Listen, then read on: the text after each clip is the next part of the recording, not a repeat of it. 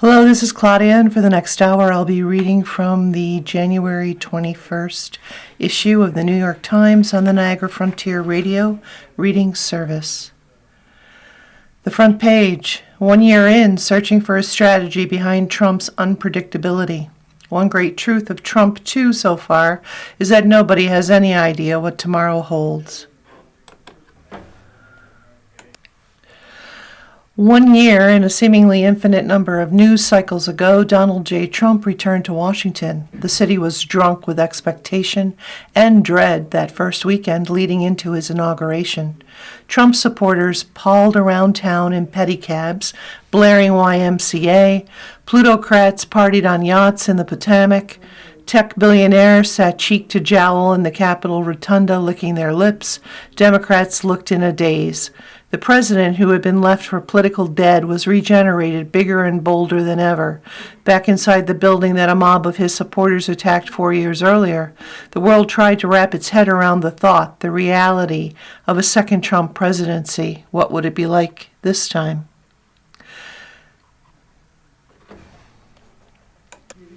The official photograph of Mr. Trump printed inside the programs that day was a startling image that thrilled some and terrified others. Bathed in eerie light from below, high-powered strobes reflected in his eyes, he glared out from the portrait and into the future he was about to conjure for us all. Ordinarily, by the 1 year point in a presidency, it is possible to connect certain dots so that a coherent picture begins to come into focus, showing us where a president is taking the country. In this case, there is conspicuousness. Mr. Trump seems to be everywhere in everything, but there is little consistency or predictability. This has been the great truth of Trump, too, so far, and anyone who has spent time in Washington this past year has experienced it in some way, big or small. European leaders, Republican allies, military commanders, media executives, financiers, oil men, journalists trying to make sense of the daily, machinists. None of these people have any idea what tomorrow holds. It doesn't seem knowable. At a business forum in Qatar last month, Donald Trump Jr. said that what's good about my father and what's unique about my father is that you don't know what he's going to do. The son called the father the most unpredictable person probably in the history of politics. He wouldn't get any argument there from anyone in Washington. The president's supporters sent him back to this place to disrupt. They see his ability to keep everyone guessing as one of his supreme strengths, a strategy unto itself. But 1 year since his return to power, the question has only deepened. Is there a strategy behind all this terrific unpredictability, or does it reflect the absence of one? Tariffs come on, tariffs come off. Tariffs come on again, but only partially. Tariffs come off again. The Trump administration spent the last 6 months trying to hash out a trade deal with the European Union. That deal blew up spectacularly this weekend after Mr. Trump suddenly decided to threaten 8 European nations with new tariffs until they agreed to sell Greenland to the United States. The very same European heads of state now being threatened by Mr. Trump had spent the year making pilgrimages to Washington separately and then all together in August to endear themselves to him. Oftentimes it seemed to work. At the August confab, Mr. Trump talked about how much he admired everyone gathered at his table. He said that Prime Minister Keir Starmer of Britain was my friend. President Emmanuel Macron of France had been with me from the beginning. The NATO Secretary General doing a fantastic job. Maybe on that day Mr. Trump really did feel that way, but so what? These days the Europeans are conducting military exercises in Greenland amid Mr. Trump's increasingly menacing designs on the icy landmass in the North Atlantic. The president spent half the year bullying Canada until Canada's new prime minister went to the White House. I love Canada, Mr. Trump claimed at that meeting. Asked then what concession he wanted from Canada, he said only friendship. But how can the Canadians be sure? How can anyone be sure of anything? One morning last week, Mr. Trump announced that he was close to invoking the Insurrection Act of 1807 to send troops into Minnesota to put down the protests that had broken out after an ICE agent shot and killed a woman there. The very next morning, this extraordinary development was off. As he traipsed across the south lawn of the White House to make his way down to Palm Beach, Florida for the weekend, Mr. Trump casually declared that there was no need for the Insurrection Act. Preparing for the possibility that Mr. Trump might change his mind again, the Pentagon told 1,500 active duty troops to be ready for a possible deployment to Minnesota. One of the most illuminating things Mr. Trump said this year was that it was important for the United States to actually own Greenland because that's what I feel is psychologically needed for success. Psychologically important for him or for the United States, he was asked. Psychologically important for me, he answered. His psychology is his doctrine. Foreign policy, the economy, domestic politics, all plans and policies in Washington now come filtered through the overmastering prism of this unpredictable psyche. He is the capo di capi of chaos. So many events this year have been so absurd, so abrupt, or so operatic that they have contributed to a general atmosphere of destabilization, of entropy and caprice and expediency in the Capitol. Remember Elon Musk? He was such a central character for the first half of the year, lording over cabinet meetings, giving news conferences while standing beside the resolute desk, until one day his time in Washington was over. He showed up to the West Wing for his last day of work with a black eye, which he blamed on his toddler. Mr. Trump gave him an oversized novelty key to the White House and sent him on his way. After a few days later, the two men got into a nasty fight in which the mogul accused the president of covering up the Jeffrey Epstein's crimes, and the president threatened to use the power of the government to destroy the mogul. What was the public to make any of this? The two are said to be friends again. One morning in October, everybody in Washington woke up and poof, the East Wing was gone. The president had insisted his plans for a White House ballroom would pay total respect to the existing building. Well, the building doesn't exist anymore. All that's left of the East Wing is a pile of mud that's been dumped in the middle of a public golf course in the Potomac. Cranes currently encircle the White House, and the plans for the ballroom keep changing. The president seized control of the Kennedy Center and put a crew of right-wing political operatives in charge of it. Ticket sales plummeted. He decided to host the Kennedy Center Honors himself. Ratings plummeted. His name was put out on the front of the building. The Washington National Opera departed. He has declared the institution saved. Presidential mood swings play themselves out in a televised cabinet meetings that can go from dark and stormy to sunny and funny over the course of an hour. The morning after he single-handedly provoked this weekend's diplomatic uproar, as European leaders hurriedly convened an emergency meeting in Brussels, Mr. Trump directed his motorcade to a furniture store in Palm Beach. White House officials did not respond to an inquiry asking what sort of furniture he was looking to buy. On balance, there has been no balance, only imbalance. Sometimes a measure of imbalance is what's needed to shake up sclerotic institutions, relationships, old ways of thinking, and that is what Mr. Trump's supporters sent him back here to do 1 year ago to the day. But a lot of what's happened since last January has left much of Washington and the world with what seems like a strange new variety of American vertigo.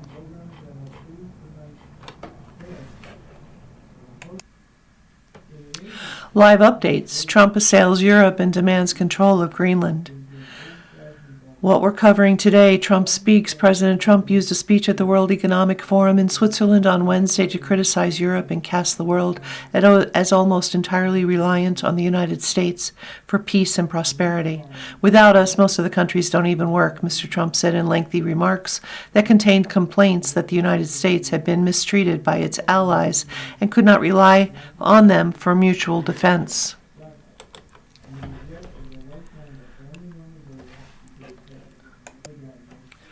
Trump has finished the question and answer session on stage, wrapping up an extraordinary appearance by the president in Davos, in which he alternatively praised and threatened Europe while demanding ownership of Greenland, but ruling out sending troops to take it by force.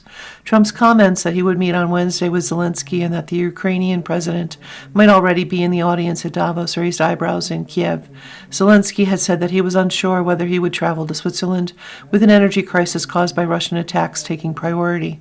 When asked about Zelensky's whereabouts in light of Trump's remarks, Dmytro Litvin, an advisor to the president, said Zelensky was in Kiev. It is unclear whether he might travel to Davos on Thursday.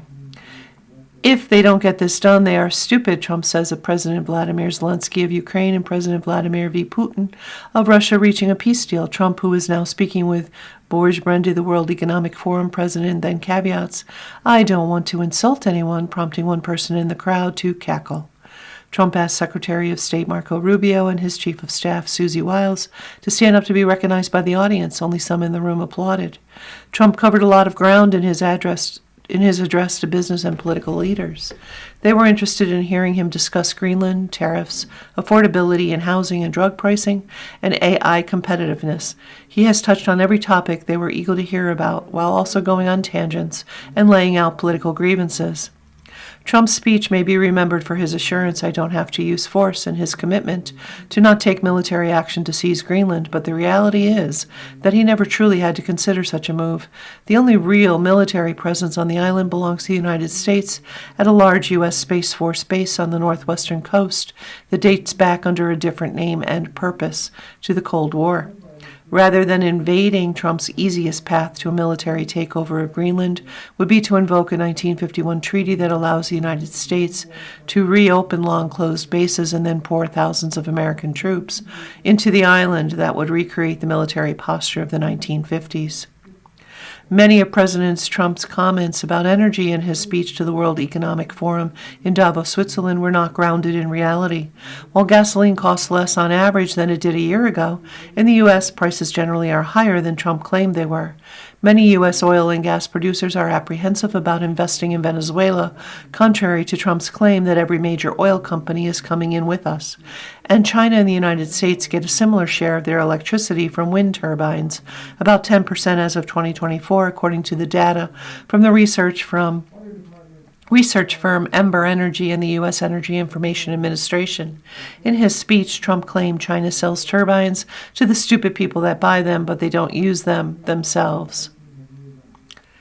As Europe tries to diversify trade, a major deal with South America stumbles.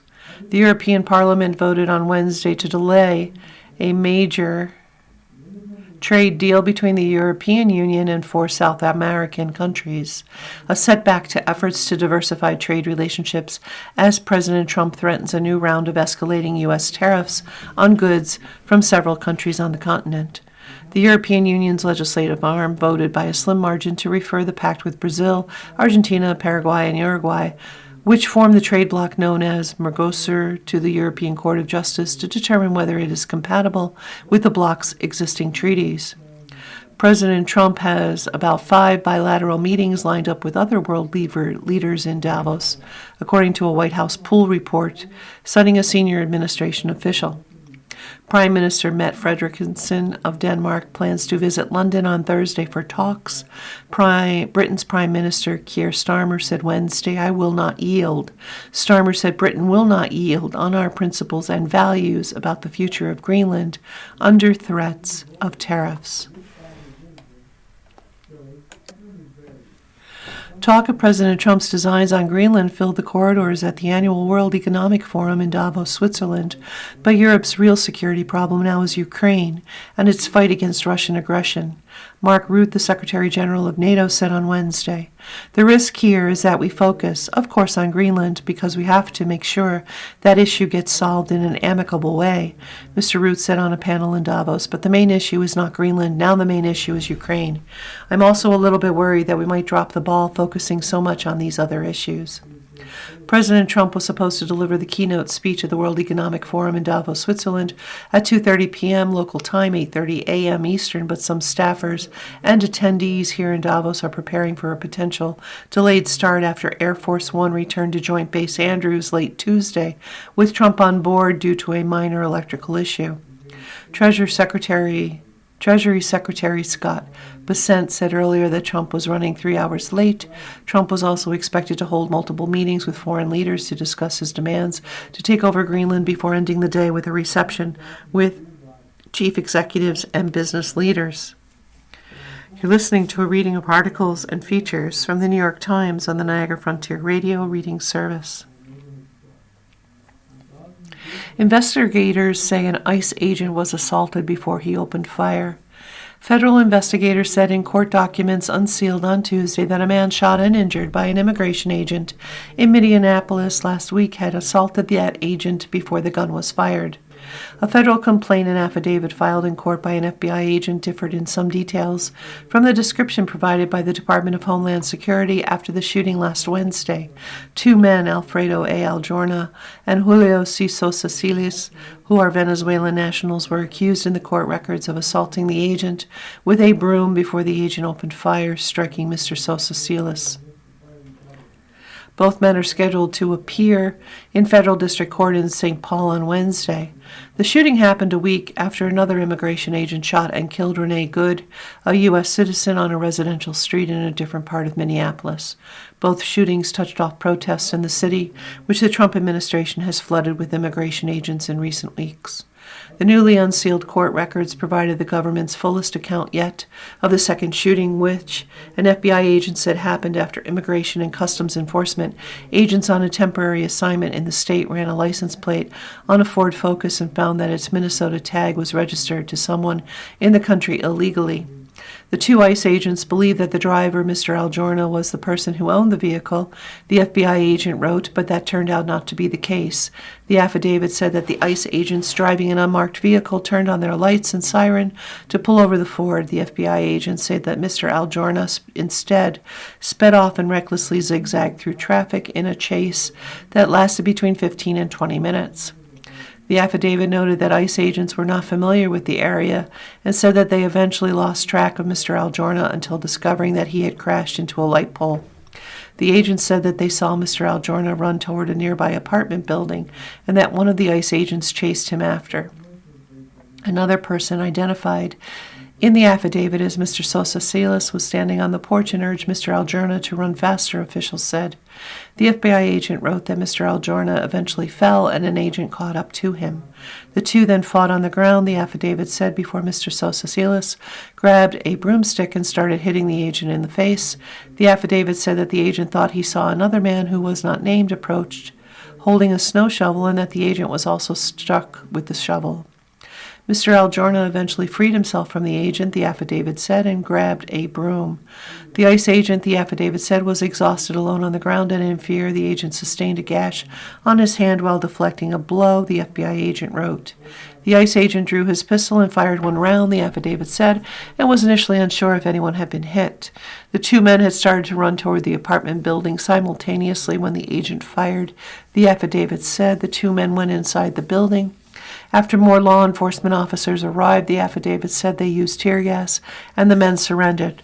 Mr. Sosa Siles was found to have a non-life-threatening gunshot wound to his upper right thigh, according to the affidavit. Catherine Rowe, the federal defender in Minnesota, who is listed in court records as a lawyer for both men, indicated in an email that she often initially listed as the lawyer of record in cases that will later be assigned to another lawyer. She did not comment on the circumstances of this case. The account of the incident relayed by the FBI agent largely matched what federal officials said in the immediate aftermath as protesters were gathering at the scene and clashing with law enforcement. But it also included notable differences from that initial description and from a more detailed statement released by the Department of Homeland Security the following day. In earlier descriptions, federal officials said that the incident started with a targeted traffic stop in Minneapolis of an illegal alien from Venezuela, but did not mention that the driver the agents were trying to stop was not who they first believed him to be. Officials have said that Mr. Aljorna and Mr. Sosa Siles are both from Venezuela and are both in the country illegally. In its more detailed statement on the day after the shooting, the Department of Homeland Security indicated that Mr. Sosa Siles, not Mr. Aljorna, was the driver. The agency also used a different spelling of Mr. Aljorna's last name. That statement accused a third man, also from Venezuela and also in the country illegally, of being involved in the incident. While the affidavit says that the agent believed a third man assaulted him with a shovel, only Mr. Aljorna and Mr. Sosa Siles are accused by name in the complaint. Officials with the Department of Homeland Security did not immediately respond to an email on Tuesday night asking about those differences. The FBI agent's affidavit said that the investigators found a broom and snow shovel outside the apartment building. The affidavit also said that law enforcement officials decided to leave that building without executing a full search warrant because of unprecedented civil unrest that developed in the vicinity. Prosecutors subpoena Governor Tim Walz and others in Minnesota over the response to an immigration crackdown. Federal prosecutors issued subpoenas on Tuesday to at least 5 Democratic officials in Minnesota, ramping up the Justice Department's investigation into their response to the Trump administration's aggressive immigration crackdown in the state, according to 2 people familiar with the matter.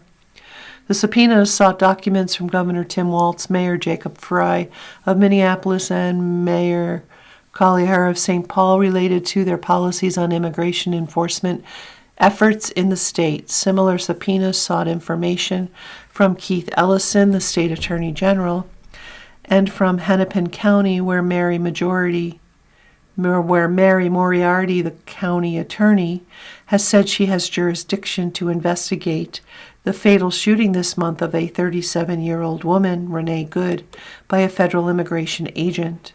The subpoenas, all of which were formally served on the officials' offices, represent a significant expansion of the inquiry into Minnesota leaders that was disclosed late Friday. The investigation was initially said to have focused on Mr. Frey and Mr. Walz, who have both criticized the crackdown, but it now appears that prosecutors will also scrutinize other public officials.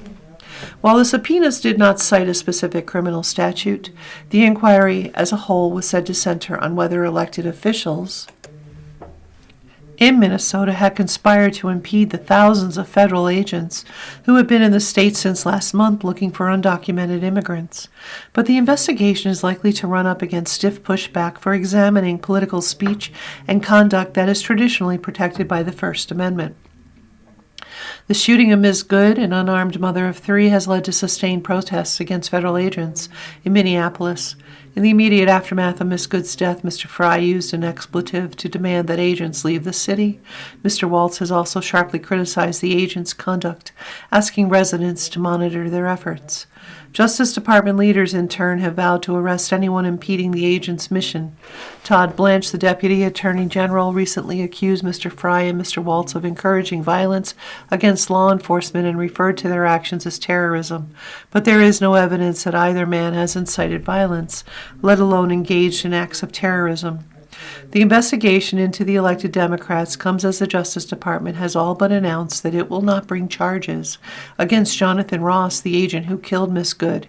Instead, the department has signaled that it intends to scrutinize possible connections between Miss Good and her partner Becca Good and left-wing protesters in Minnesota.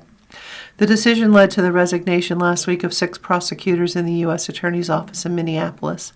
Among those who quit was Joseph H. Thompson, the office second in command, who oversaw a sprawling fraud investigation that President Trump and his allies have repeatedly used to criticize Democratic leaders in the state. Federal investigators have refused to cooperate with state and local officials like Mr. Ellison and Ms. Moriarty, who have the power to open their own inquiries into Ms. Good's killing, but the additional subpoenas could further complicate those efforts. In recent days, the Trump administration has started enlisting prosecutors and agents from other states to travel to Minnesota to assist in pursuing criminal cases against protesters they claim have impeded the activities of immigration and customs enforcement agents. Over the weekend, Attorney General Pam Bondi pressed U.S. attorneys in Midwestern states to provide personnel. 10 federal prosecutors from Michigan have been assigned to work in Minnesota for the time being, according to people familiar with the matter. Additional prosecutors are expected to arrive in the coming weeks. Administration officials have repeatedly said that ICE agents have been under sustained assault from protesters, but prosecutors have only filed a handful of criminal cases related to the protests since Miss Good was killed. The Justice Department needs additional personnel in part because so many senior prosecutors left the Minneapolis office rather than follow orders from the department's leaders to conduct a criminal investigation into Miss Good. The office already faced a significant staff shortage because many prosecutors had left last year as the Trump administration offered buyouts and encouraged prosecutors to quit. To try to address the shortage, Justice Department leaders plan to draw staff from 6 states: Michigan, South Dakota, North Dakota, Iowa, Nebraska, and Wisconsin, according to people familiar with the matter and internal department communications. The Trump administration has also vowed to thoroughly investigate social services fraud in Minneapolis after a years-long series of prosecutions that have recently caught the attention of Republicans. Senior Justice Department officials have pushed for federal prosecutors and agents to investigate whether any of the people engaged in such fraud made suspicious campaign donations to Minnesota politicians. To assist in those efforts, Justice Department officials have also been working on plans to send auditors from the Defense Department to Minnesota, according to a person familiar with the discussions. Court denies lawmakers seeking independent monitor of Epstein file. A federal judge on Wednesday denied a request by 2 members of Congress that would allow them to seek an independent monitor to ensure that the Justice Department follows a law requiring it to release its files on Jeffrey Epstein. The judge, Paul A. Engelmayer of a federal district court in Manhattan, ruled that he did not have the authority to supervise the Justice Department's compliance with the law and therefore could not grant the request by the 2 representatives, Thomas Massie, Republican of Kentucky, and Ro Khanna, Democrat of California. Mr. Massie and Mr. Khanna wrote the law, the Epstein Files Transparency Act, which was enacted in November and required the department to release the files by December 19th. But more than a month after the deadline, only a fraction of the materials have been made public. The representatives writing to the judge said the department had failed to meet the Act's requirements in multiple respects and accused it of a flagrant violation of the law. Judge Engelmayer said in a 7-page opinion that he had also received letters and emails from victims of Mr. Epstein supporting the representative's request for a neutral monitor. Judge Engelmayer has overseen the case of Mr. Epstein's longtime co-conspirator, Ms. Maxwell, whose files were also ordered to be released under the law. In turning down the request by Mr. Massie, Mr. Khanna, the judge said, the questions raised by the representatives and the victims were undeniably important and timely. They raised legitimate concerns about whether DOJ is faithfully complying with federal law, the judge wrote. Judge Engelmayer noted that the representatives could initiate a separate lawsuit that would request the appointment of a monitor and that they could use the tools available to Congress to seek oversight of the Justice Department's compliance. A Manhattan federal judge on Wednesday denied a request by 2 members of Congress that he allow them to seek, as friends of the court, the appointment of an independent monitor to ensure the Justice Department complies with the law requiring it to release its files on Jeffrey Epstein, the convicted sex offender who died in prison in 2019 as his longtime associate.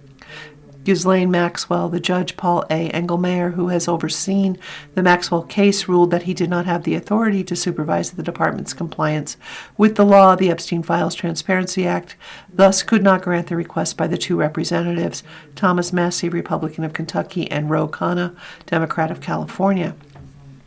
Susie Wiles, the White House chief of staff, told reporters traveling with President Trump that the president would go to Iowa on Tuesday for a speech focused on the economy and energy.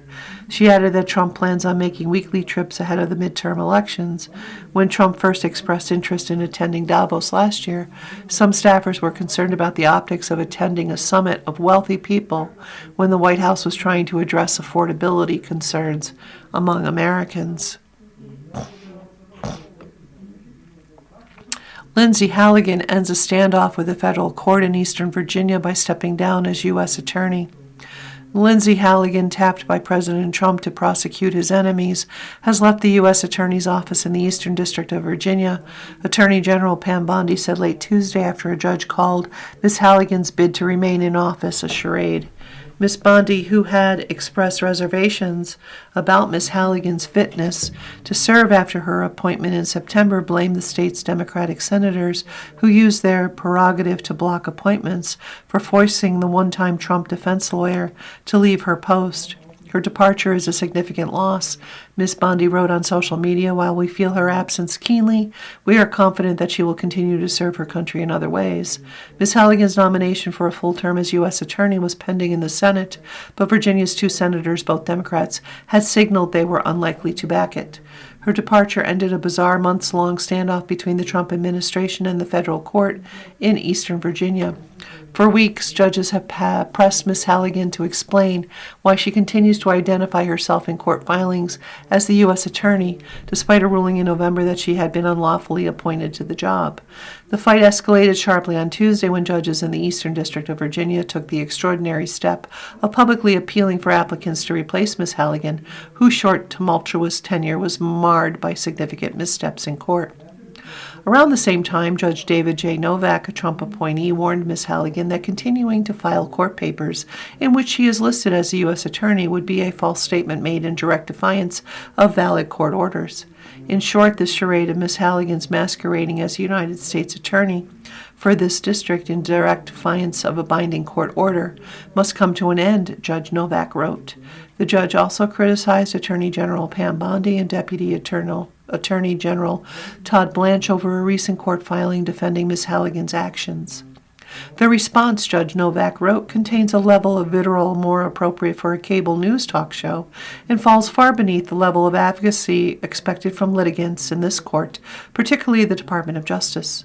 On Tuesday evening, prosecutors in Ms. Halligan's office had been instructed to no longer refer to her in court filings as a U.S. Attorney and to instead call her a special attorney in keeping with Judge Novak's order, according to an email viewed by the New York Times. A department spokesman declined to comment.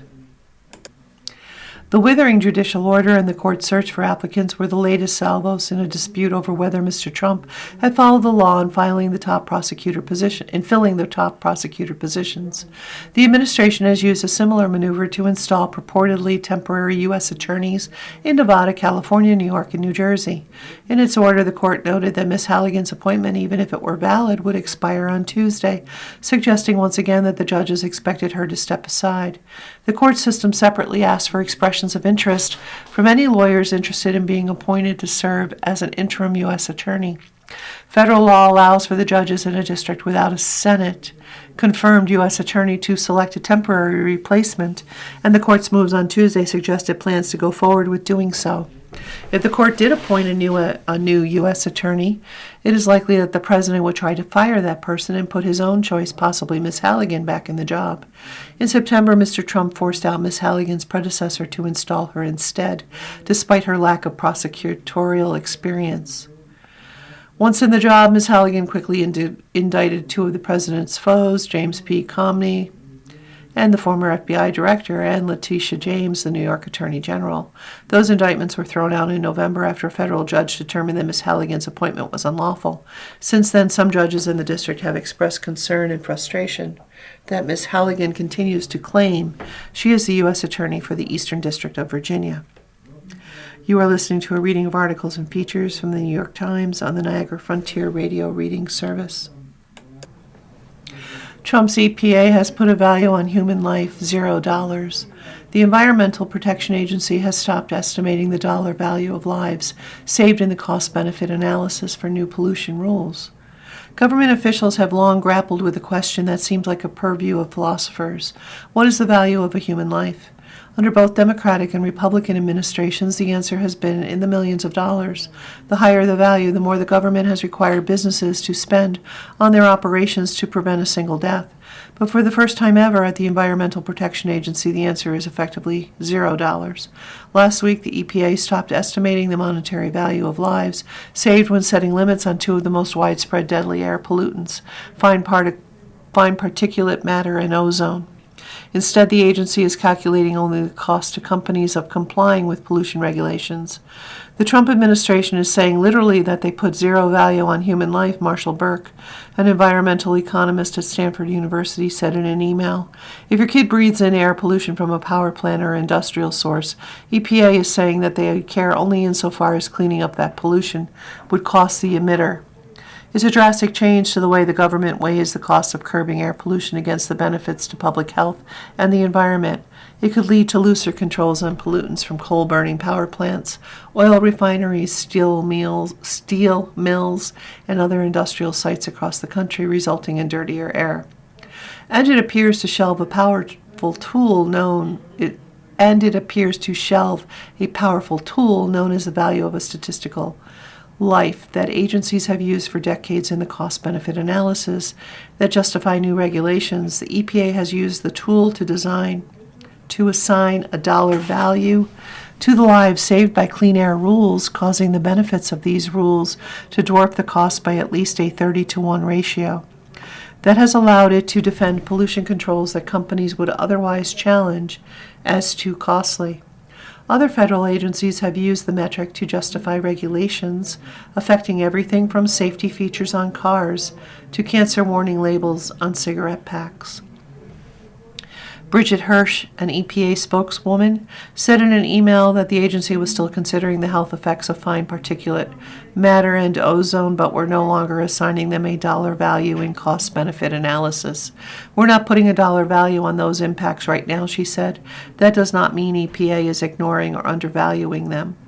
Ms. Hirsch did not comment on whether the agency would stop using the value of a statistical life for all regulations beyond clean air rules, but in general, she said saying we aren't attaching a dollar figure to health affects it like saying we aren't putting a price tag on clean air or safe drinking water.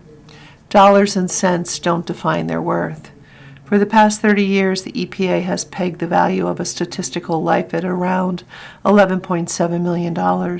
Although experts have recommended increasing the value, the agency has updated the metric only to account for inflation and wage growth. The value of a statistical life is a sensitive subject in Washington. Lower values have led to outcry from public interest groups, while higher values have drawn complaints from a range of industries, including oil and gas drillers, truck drivers, and toy manufacturers. Some critics have raised moral objections to using the tool at all, saying a human life is priceless, but supporters say its use has helped prevent hundreds of thousands of premature deaths from air pollution, which kills more Americans each year than vehicle crashes. The biggest driver of these deaths is fine particulate matter, or PM 2.5, which refers to particles less than 2.5 micrometers in diameter, small enough to enter the bloodstream. Another silent killer is ozone, a smog-causing gas that forms when emissions from power plants, factories, and vehicles mix in the air on hot, sunny days. A robust body of research has linked long-time exposure to both pollutants to premature death as well as asthma, dementia, and heart and lung disease. Even moderate exposure to PM 2.5 can damage the lungs about as much as smoking, studies show. But in a document posted online on Monday, the EPA claimed that the economic benefits of reducing PM 2.5 and ozone were too uncertain. The EPA said that it would stop tabulating these benefits until the agency is confident enough in the modeling to properly monetize those impacts. Some regulatory experts had mixed reactions to the move. On one hand, the administration does make some valid points that EPA statements have implied a false precision in the past, said Susan Dudley, who led the White House Office of Information and Regulatory Affairs during President George W. Bush's second term and now teaches at George Washington University.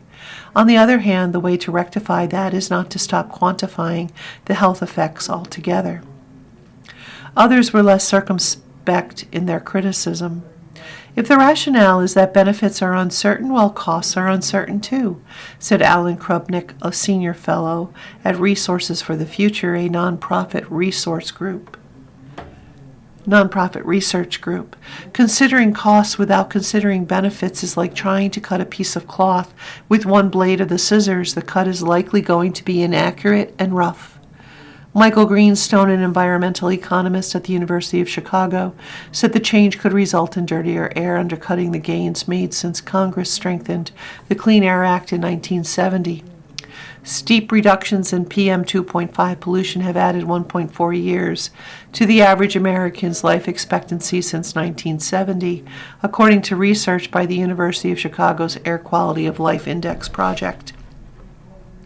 Clean air is one of the great success stories of government policy in the last half-century, Dr. Greenstone said, and at the heart of the Clean Air Act is the idea that when you allow people to lead longer and healthier lives, that has value that can be measured in dollars. Dr. Greenstone and other economists said the value of a statistical life has often been misinterpreted as the value that the government assigns to a single person's life, but it is actually the value that the government assigns to slightly reducing the risk of death for a large group of people. To determine this value, government economists have turned to studies on the labor market which show that workers demand higher wages before agreeing to perform jobs with greater risks of workplace fatalities.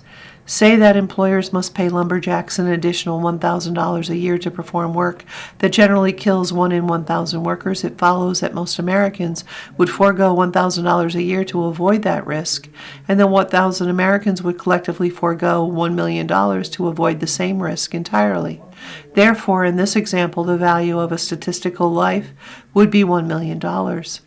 Tweaking the tool raises thorny ethical and philosophical questions, said W. Kip Viscusi, an economist at Vanderbilt University, whose research on the value of a statistical life has been cited by many agencies. Should the government place the same dollar value on everybody's life? Dr. Viscusi asked. Should rich people's lives be valued more? Should old people's lives be valued less? The American Petroleum Institute, a trade group for major oil and gas companies, has urged the EPA to consider using a lower value for older people. In a 2018 public comment, the group wrote that most of the lives saved by stronger ozone standards would be among the elderly population, not individuals in their highest earning years. Scott Lauerman, a spokesman for the Institute, said in an email that the group was still reviewing the EPA's new approach, but that it appreciated the agency's focus on sound science. In 2003, during George W. Bush's first term, the White House proposed the EPA use a 37% lower value of a statistical life for people older than 70, but the backlash was intense. Older Americans and environmentalists protested what they called a senior death discount.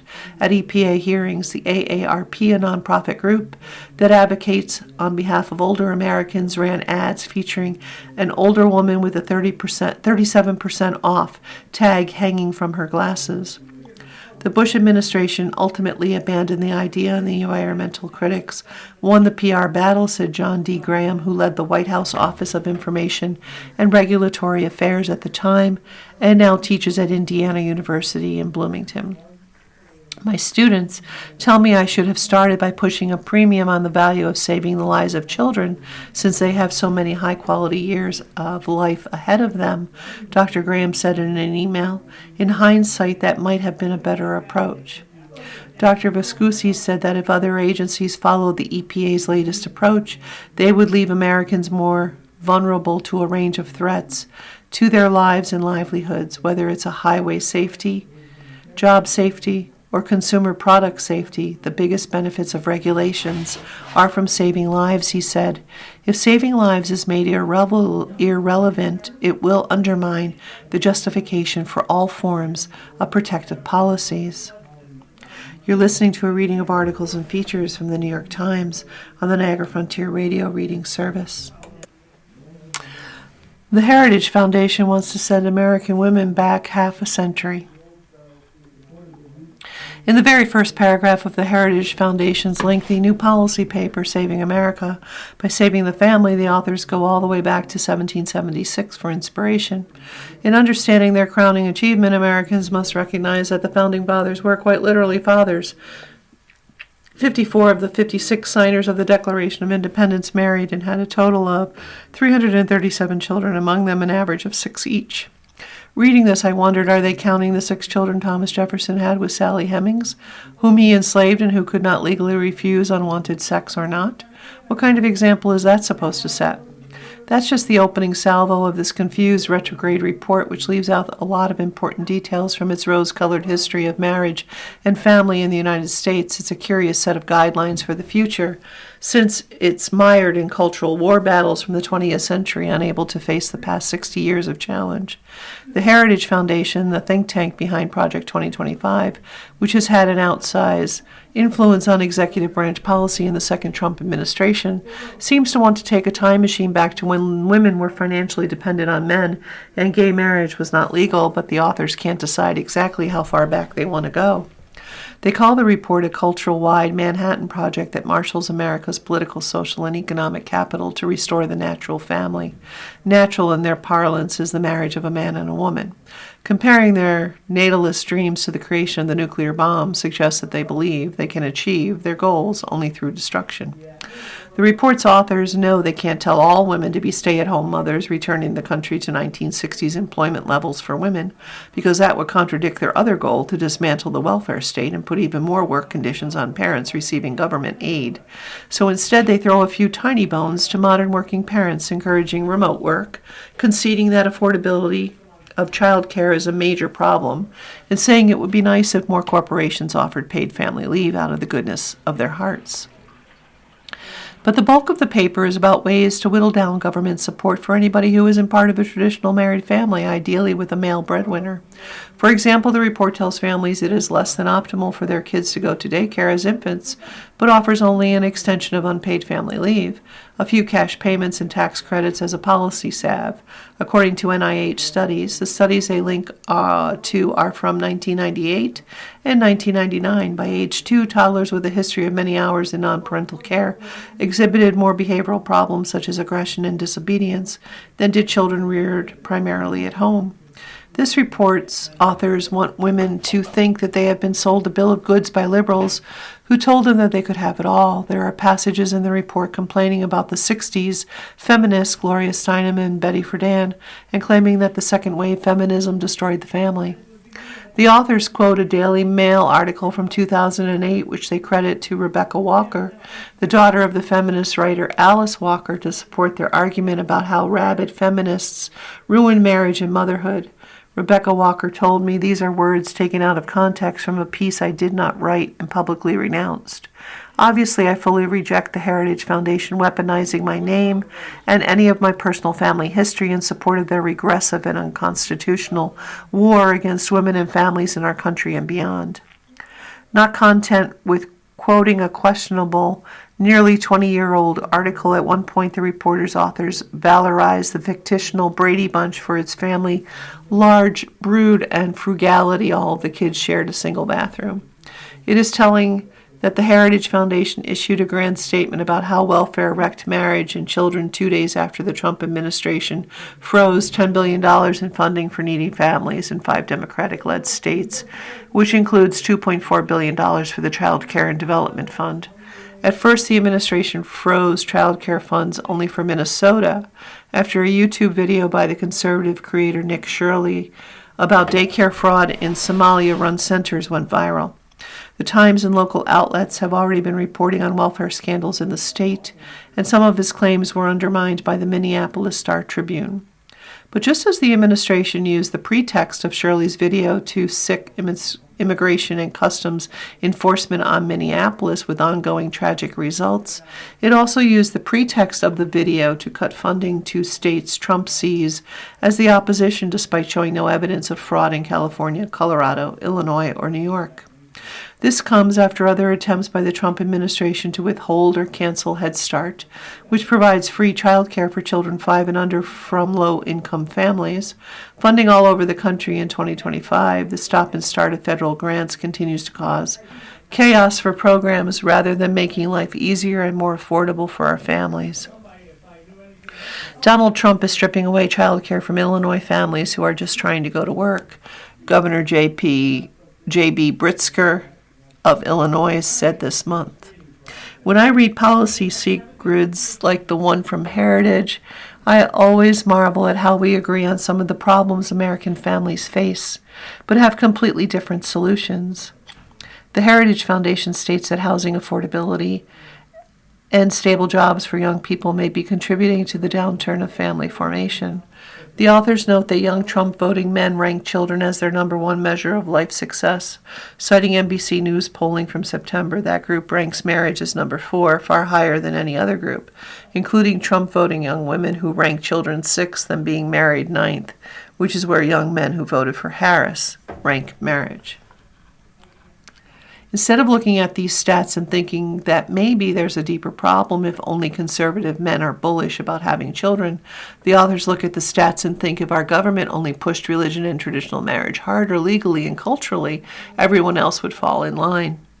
But even they can't fully commit to the argument that the Americans are somehow underrating the natural family, as they spend large chunks of the report listing that many ways the government favors married couples. Federal tax law provides married couples with substantial advantages unavailable to unmarried partners, they note, along with inheritance and immigration laws and Social Security, retirement and military benefits. The list goes on. The federal government spends $150 million a year on healthy marriage and responsible fatherhood grants, with little to show for them. While I do not think measuring happiness is useful or accurate or the right metric here, the Heritage Foundation's authors use it to bolster their arguments. They claim marriage and church-going will make citizens happier.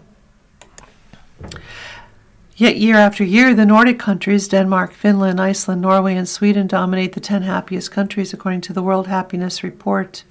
These countries are secular and are generous welfare states. Their marriage rates aren't particularly high, and cohabitation is common.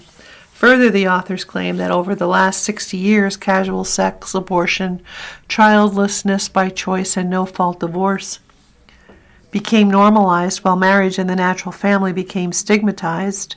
Stigmatized? Moms dominate influencer marketing, according to PR Week, and if the authors bothered to pay attention to what's happening this century, they might be aware that one of the past year's biggest cultural movements was when Taylor Swift, a Kamala Harris voter, and Travis Kelce, a professional football player, got engaged. I have interviewed men and women of different political backgrounds about their family goals. Many are delaying or having fewer kids because they are worried about paying for college, about paying for their retirement, and about job stability. They also worry about paying for birth in the best of circumstances because even for women with employer-provided insurance, the average out-of-pocket payment for a hospital birth is nearly $3,000, more than what is in Trump's newborn accounts. They worry about their kids dying in school shootings. Women worry about dying in states with anti-abortion laws that prevent pregnant women from getting adequate medical care. These are problems of the present and future, and they will need new and inventive solutions. Even a majority of GOP primary voters in the 2025 Bipartisan Policy Center Signal poll said the government has a role to play in helping parents get access to safe and reliable child care. Instead of figuring out a real way to make life easier for families, all the Heritage Foundation does is propose raising what little government support exists while scolding young people for their decadence because they want fewer children and more bathrooms. Opinion: what restrains Trump now?